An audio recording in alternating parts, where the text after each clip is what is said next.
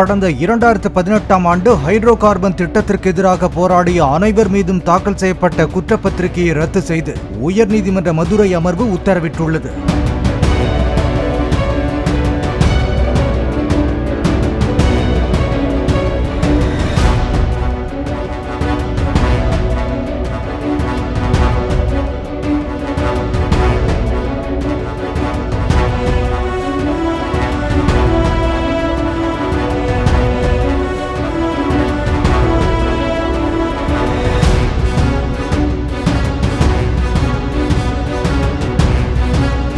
இதுகுறித்த வழக்கை விசாரித்த நீதிபதி ஆனந்த் வெங்கடேஷ் போராட்டத்தில் ஈடுபட்டதை மட்டும் வைத்து குற்றம் சுமத்த முடியாது என்று கூறி வழக்கை முடித்து வைத்தார்.